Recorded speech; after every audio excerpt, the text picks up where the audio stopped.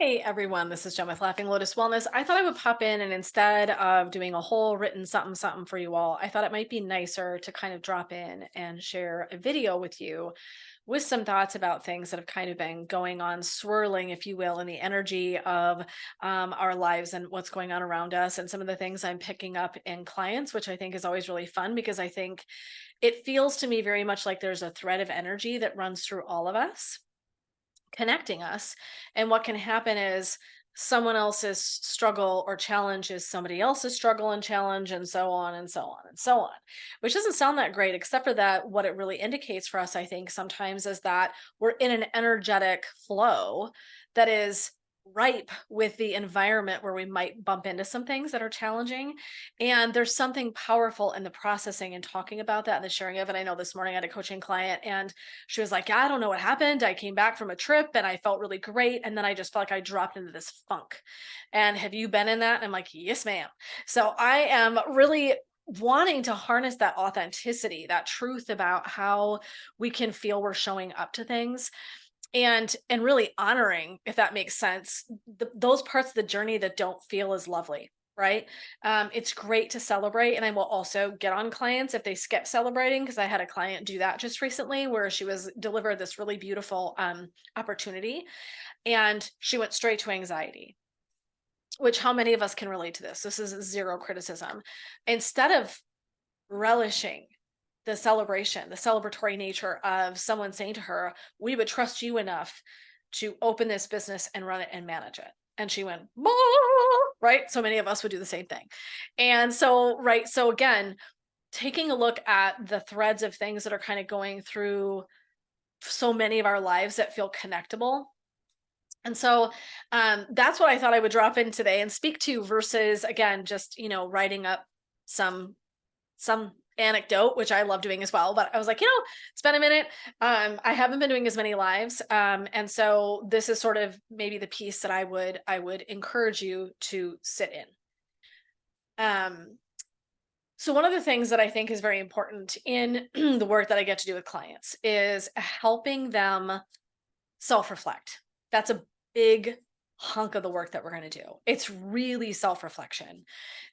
Yes, I have expertise in psychology. And yes, I have some expertise in, the field of energy and spirituality. But the truth is that I'm no one's guru. You're your own guru, right? So I'm just here bringing my information to support and hold space. This morning, we had this beautiful conversation, my client and I, about what is a boss, right? And talking about the energy of language. And I hate the phrase boss. Why? Because it's connected to bossy. It means I'm having a relationship where I'm kind of just doling out what you're supposed to do. Now, is it in it of itself a bad word? No, it's not like the F bomb, which I also love, by the way, but that's beside the point. Okay. It's not like that. What I'm saying is there's an energy to it. Okay. And when she started using the word leadership and mine was mentor, that's different to me. It harnesses the notion of taking your wisdom and the academic and the soul all into account. And that's a different way of showing up in a relationship with someone that way. And so it was just one of those really cool, pivotal, we can change just a little bit of language and have a completely different experience of something. And what we were talking about quite a bit, what I've been talking about with my clients is connecting this mind, body, spirit thing. We hear it all the time, right? It's such a cliched thing that now it's like we're all like, okay. It's really a thing, but we hear it so much we kind of become immune to the sensitivity and the beauty of it. And what the hell does that even mean? So one of the things that I've come to recognize in not just my clients but myself is the amount of time we spend between our ears.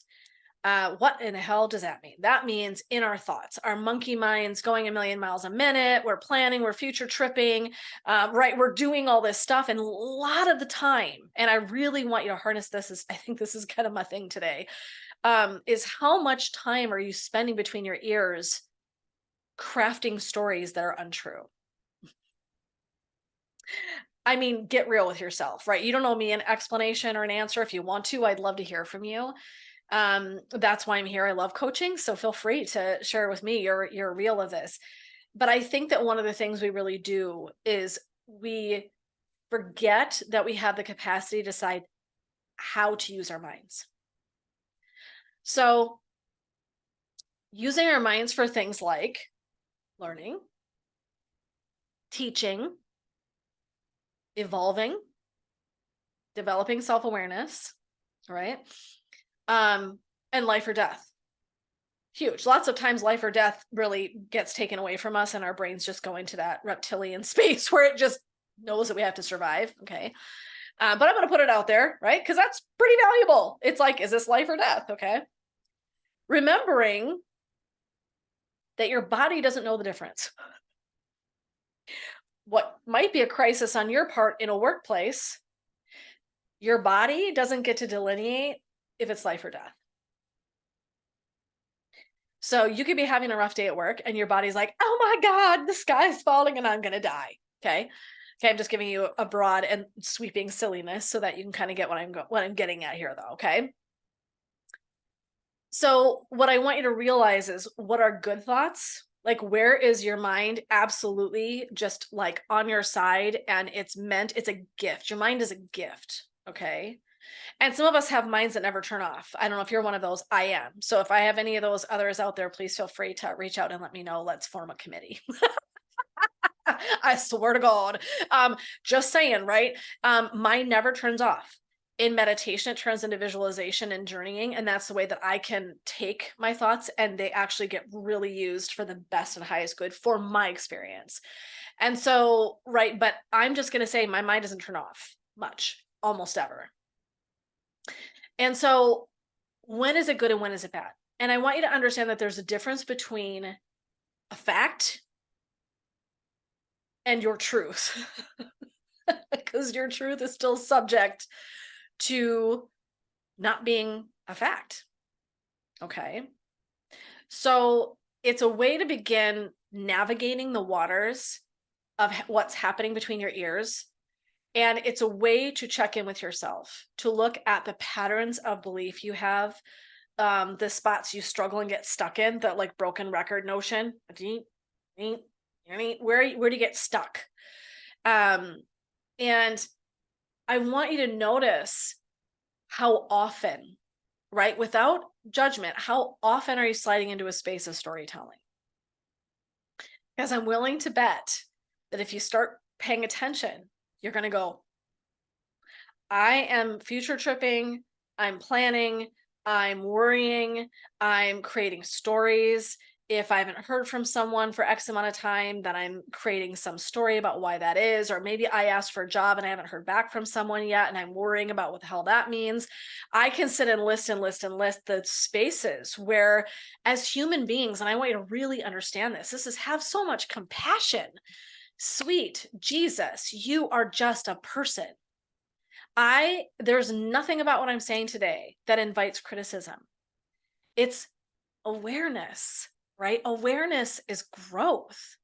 And if you can look at yourself and go, oh my God, I spend so much time crafting these stories, and I do too. I have to really practice awareness when it starts happening. I go, oh, there you are again. Oh, there you are again. Okay.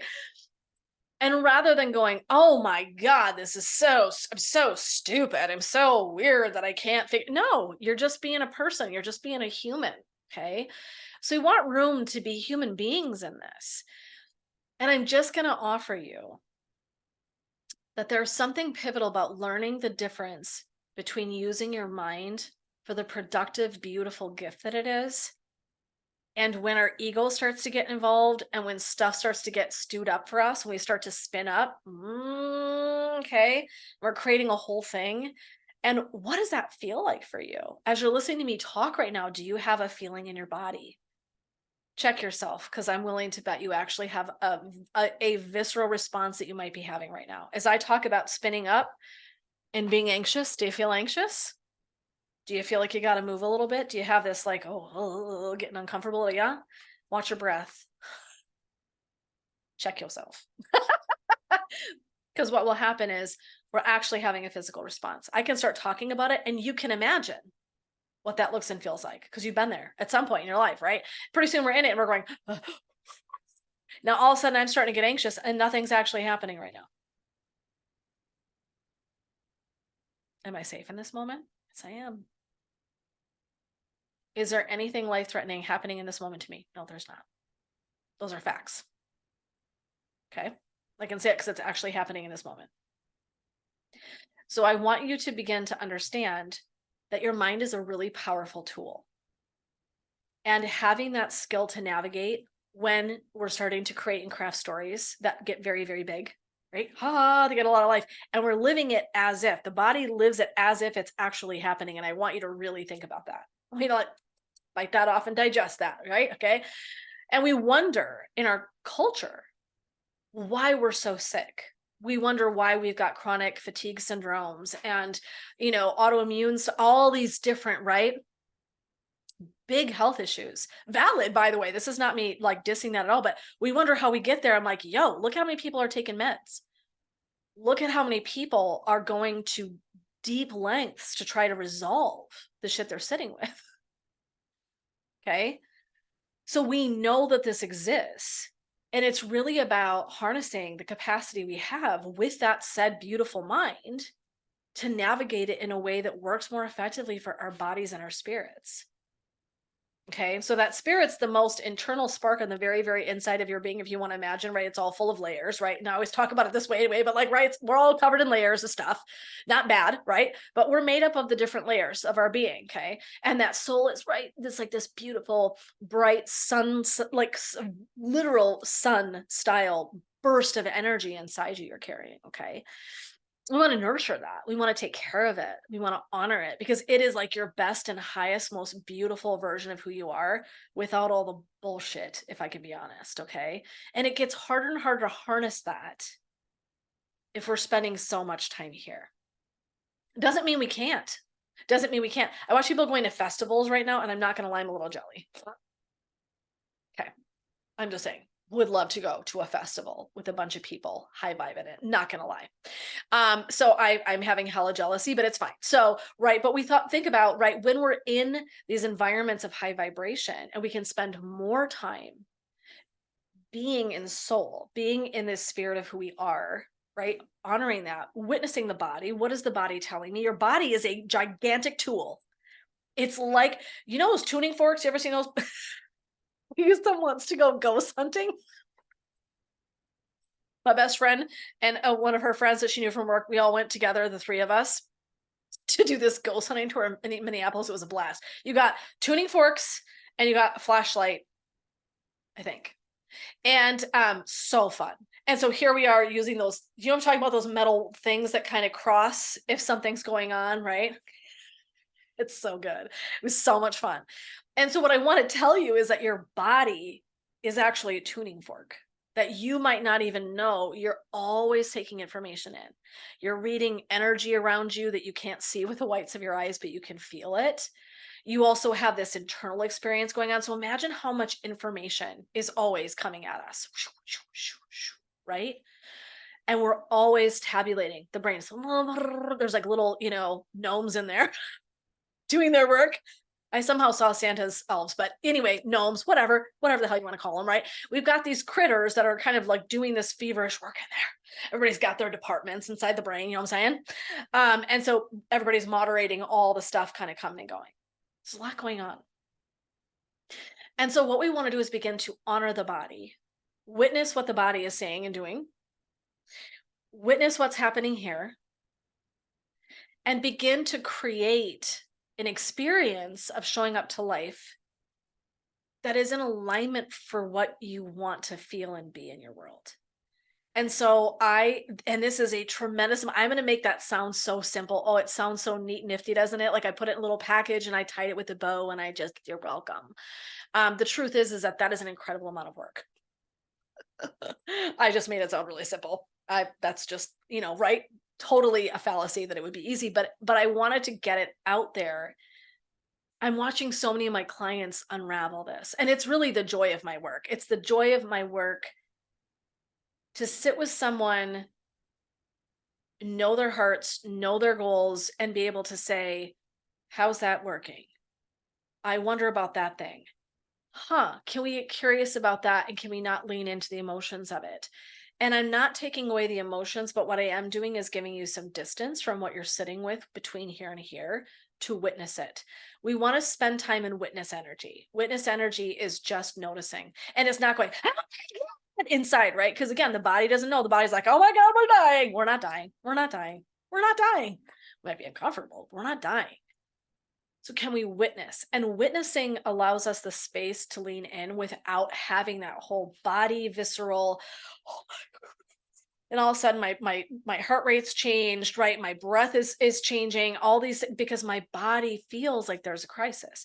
So I want you to just begin to really dive into a space of bringing awareness to that witness energy. Can I witness what's happening for myself without getting so tied up into it? Now listen, this is the nugget for this week, because I've seen a lot of it unfold, and so it's really been a really fun energy around client work and even my own personal work I'm doing, as to this, what's happening between the ears, so important. And I'm watching clients have big breakthroughs when they can lean back, that witness mentality. And now, with that being said, there is some complexity, because depending on where you've been and what you're working on, we're not all wired the same. We haven't all had the same experiences, right? So there are times where going in and really doing some methodical energetic release, that's one of the reasons we do that work. And I was explaining this to a client, was, it's different. So it's someone that I knew in a past life in my therapy practice. And so it's very interesting to navigate moving from therapy proper into this kind of work, because we get so used to blah, blah, blah, blah, blah, blah. Me too. I process a lot. I process myself into healing out loud very often. I either can do it journeying in my brain through meditation, visualization, very, very powerful for me to heal. But also I will process outward my stuff to the point to where I find a resolution. What gets lost in that? And here's what I want to lean into. And it's the one of the reasons I think I burnt out on doing therapy proper was, this is important, but this is only one mode. Just saying it this way, very powerful. And I would never tell you otherwise. Journaling it, talking it, I don't care how you do it, how you get rid of some of that. It's energy moving out. Grand. One piece of it's that. But the other part we want to understand is that there's parts of you that have held on to things for a really long time. There are patterns you've created in your life, all of us, that are either helpful or not so helpful. Not going to lie. And the not so helpful ones need to be unraveled, and they need to be understood. So the part where I intersect between the psychology in my background and the energy healing and spiritual work is, I don't know that it's always as effective to just do this. That very often some of the deepest work my clients do is actually when they're in meditation and when they're in stillness and when we're slowing this down. So when I was doing a really deep meditation and visualization with one of my clients, she came out and she was so grounded. And very often she's, it's not judgment, right? It's this is where the brain's going. We're still navigating. Okay. And so to see her centered and still and have a deeper sense of peace, I was like, it's my favorite. That's energy healing. That isn't just talking. So even if I'm talking, guiding her through meditation, she's having her experience, she comes back out. It's not all of her just blah, blah, blah, blah, blah, blah, blah. Because just doing that by itself isn't necessarily going to create the big change you want to change, you really want to create in the world. So if you want to really have a big transformation, it's sometimes going to have to look like that deep dive, balancing the energy as you do it and learning how to harness your energy. And part of harnessing your energy is learning what's happening between your ears and when you want to lean into that and when you want to lean out. Good thoughts, positive brain use, excellent. Not so much if we're ruminating and we're storytelling and we're spiraling up, not so helpful anymore. So it's navigating, when am I in that helpful space and not so helpful space? And energetically, if we feel, we all know what I'm talking about. I'm going to stay right where I am because I'm feeling juicy and grounded and delightful, because I did work with a client a little bit ago. So I'm still hanging on to that beautiful juice. When we get in that space, it disrupts the work we want to do. The energy that we exude in story is the energy that doesn't get to go to a space in our lives that we really want to dole it out to. We are made up of finite energy. I hate to tell you. I think we're made up of forever energy, but we have finite energy as human beings in our human bodies. So in this vessel, in this time, in this moment, we only have so much accessible to us, okay? And so I really want you to think that if I'm going to dole out my energy, where do I want it to go? And right now we're in an energy astrologically of doing the same thing. It's like, huh, where do I want to dole that out to? Does that feel good? Does that not feel good? Does that work for me or does it not work for me? So I really want to invite you to just be imagining that you can look at these things out here a little bit away from yourself, a little bit removed, giving you just a little bit of distance from it. We don't have to have a visceral emotional response to everything going on around us. We don't have to. It's not required. We can be having a full human experience and go, is that something I want to lean into? And sometimes we're going to say yes. And sometimes we're going to say no. And things like meditation, breath work, etc., slow the nervous system way the hell down enough that you can actually be fully present. So something powerful a friend of mine recently sent in a post was so beautiful was that she was talking about her nervous system. And she was saying, in my midlife, my nervous system is very important to me and I want to honor witness. Same work I'm doing exactly, which cracked me up. I'm like, oh, okay. Let's talk about the nervous system because when our nervous system feels, all the energy is going to that, to saving you. What do you think about that? Your energy is going to saving you. You're not in peril. Okay. You're actually not in peril. You just feel like you are. So if I can harness the wisdom of my nervous system in my body, and I can go, oh, this is a tuning fork. Oh, boy, I'm tight and tense. Why do I feel like I'm gripping in my belly? Why do I feel like my breath is funky? Why am I not sleeping well? Why is my digestion off? Why, right? Your body is talking to you all the time. I've got one of my best friends in the world had a surgery not long ago and he's trying to recover and there's pain. There's pain. And so it's witnessing the healing and then he'll go and do. And then he's like at night climbing into bed in absolute agony. Okay. Right. So because we only know what we know, but sometimes we can push it too far, right? And that's true of all of us. Now that's an extreme because he's healing from a pretty significant surgery, but I want to use it as a beautiful like springboard. We want to be aware that everything we're doing takes energy. It takes energy. And how do you want to show up? And are you using yours to your best ability? Are you witnessing what's happening in the body? Are you witnessing what's happening in the mind? Can you sit with that in a different way and have a different experience? And what happens with time is as we practice these things, when things come up, we have a greater capacity to go, oh, I don't need to dive into that. Oh, that doesn't belong to me. Okay. And pretty soon we're better at going, oh, thank you. In this really beautiful, energetic way that now it's not consuming me. I don't think I'm dying. My body's not super activated. My body can rest. So I invite you to be aware of the mind, aware of the body. There's a reason why people talk mind, body, spirit. And as kitschy and silly and whatever as it sounds to our ears, we've heard it so much, it's real. And so if we can learn practices, right, which is so much of what I'm doing in coaching is guiding people through practices that allow them to be different, to show up more effectively for themselves, to have a different experience of everything that's coming at them in here, out here, okay? As above, so below, right? Same idea, right? It's all part of the experience of being here and helping them see how meditation, visualization, maybe tapping, Reiki, and process. We're talking too. We're not going to leave that to the roadside. It's just that in our culture, we've been conditioned that things like therapy and that really traditional mode of going in and you're talking, talking is very important. Talking can be incredibly healing. And so can being quiet.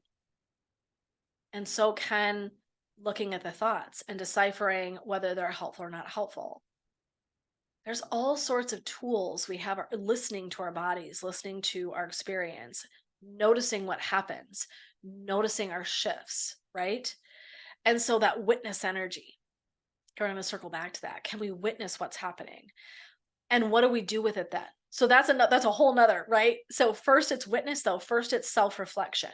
And it's so much fun to me to watch my clients develop this over time in a different way. Not that they didn't come in with it, but to develop a different sense of it and watch how things unfold for them and see the expanding peace, to see the expanding wisdom, to see how intuition shows up much more readily. So there's these things that we don't talk to very often in our culture. What are the benefits of that, right? What are the benefits of meditation and tapping or emotion code energy block removal, whatever those things might be? Those are some of my tools. Crystal healing, sound healing, right? What are they're shaking things loose. They're taking that vibration you have internally and it's helping to organize and slow it and allow it to be in a greater alignment. And we feel that. Our cells feel that, right? And so that's what we're really after. Because to just do the process means we spend so much time here. And we've gotten as a culture to be so here. We've forgotten we have bodies. We've forgotten we have souls. We're so focused here, right? So I invite you to imagine taking a different kind of journey. And can you open up this sense of your patterns? Can you open up this sense of witnessing what's happening? Can you open up the sense of what's happening between your ears? Are you aware of the blocks that need to be removed? And then combining those tools all together to really create and curate a different kind of experience, a different kind of evolution. They're the things I've been through. They're the very same tools, skills, experiences I received that helped me change and shift gears. And it's powerfully what pulled me out of that traditional psychotherapy realm and into this more energetic space. Because I was like, I'm just not sure that works. I'm just not sure that works the way that I want it to. I get the power of it, but it's like half of the battle. If you want a PB&J and we've only slapped peanut butter on it, you're missing half of the greatness, right? Does it make sense? That's really the difference about the coaching that I love to do it is bringing both of those pieces together for this delicious sandwich, if that makes sense. We're not doing one despite the other, either direction. Because I also think just doing energy work without the wisdom of psychology, without the wisdom of what's underlying all of that, the why do we do those things? I want clients to be really self-aware about why they do what they do. I want them to catch it. I want them to know what to then do when it shows up. When my thoughts show up, Jen, how do I slow down? What do I do with that? That's all the stuff we're spending our entire coaching time together doing and pulling apart.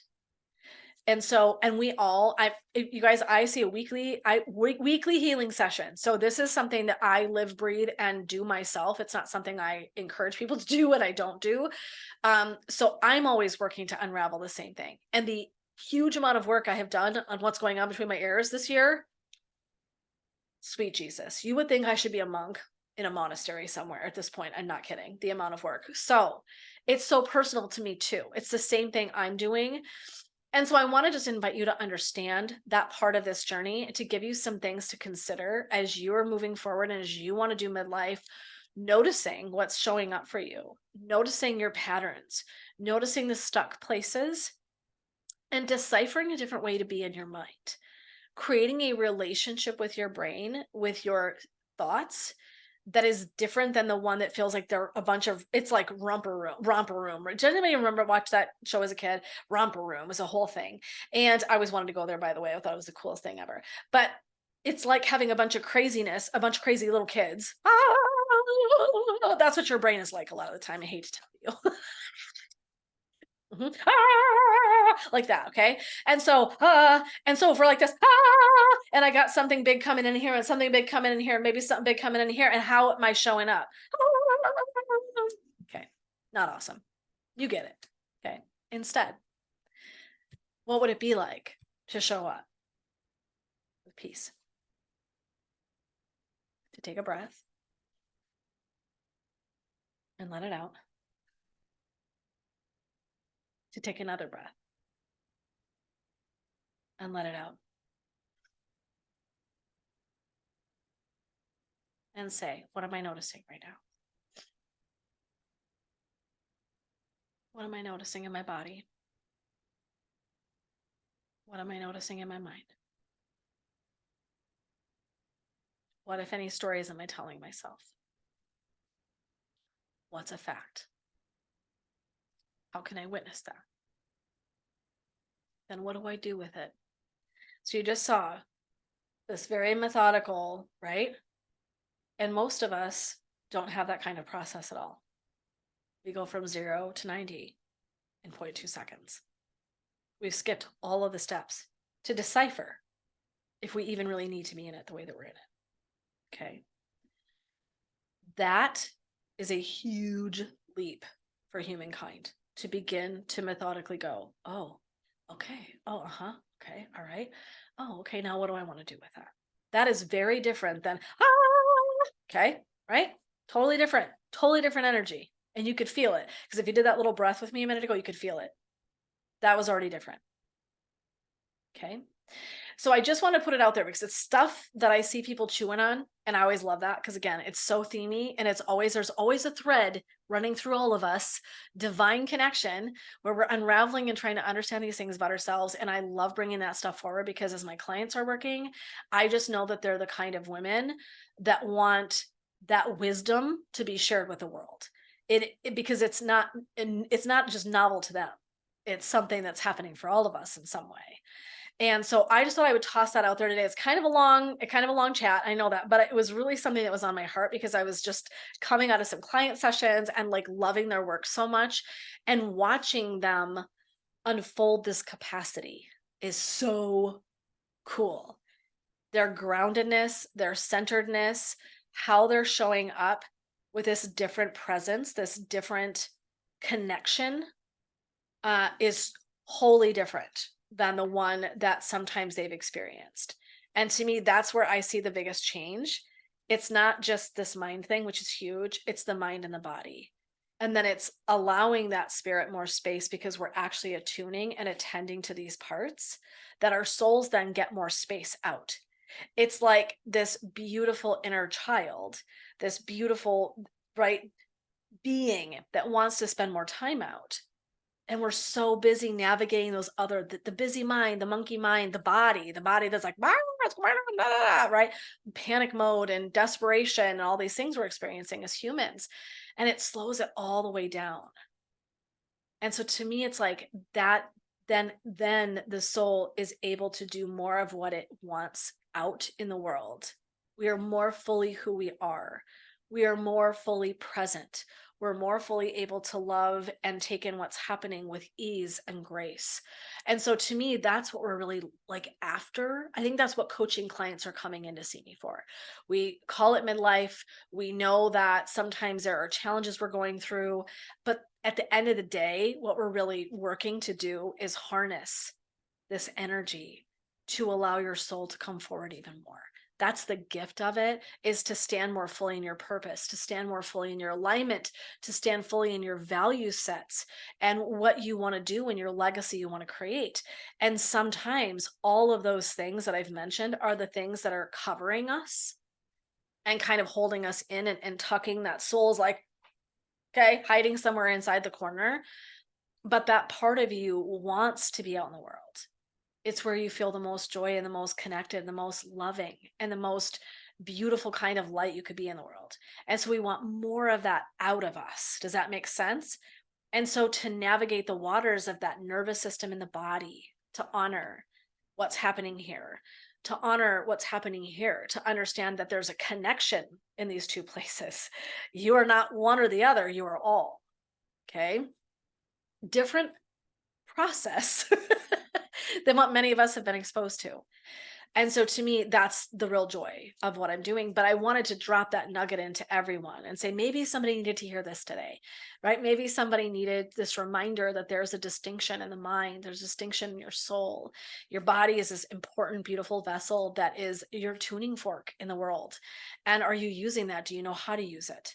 Are you able to drop in to a space of calm and peace? We need it more than ever, ever, ever. It's one of the most powerful tools we've ever been given, is the capacity to slow down.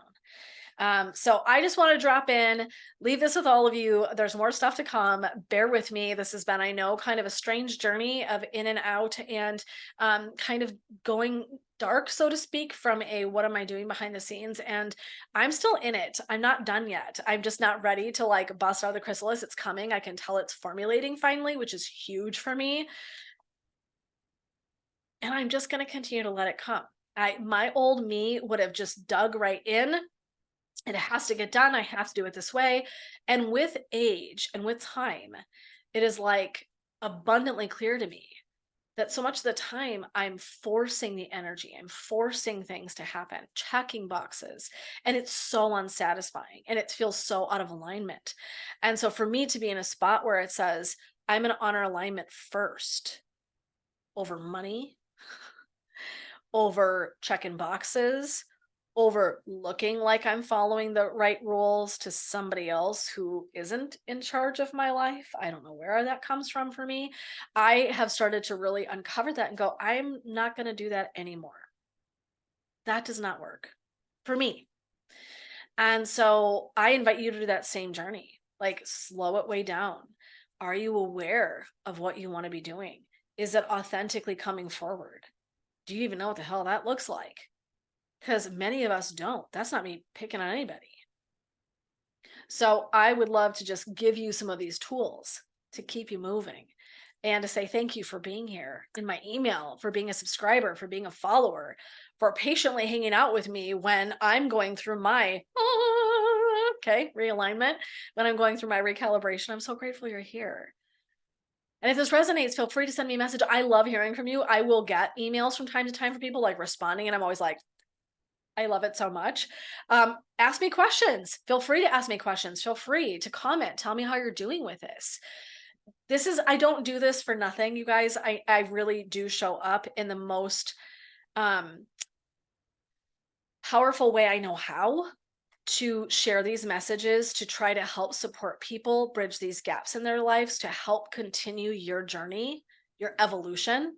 I love that the most. And so when you reach out to me and you ask questions or you lean in and share stories with me, I am literally grateful. I feel blessed to hear them and see them and receive them.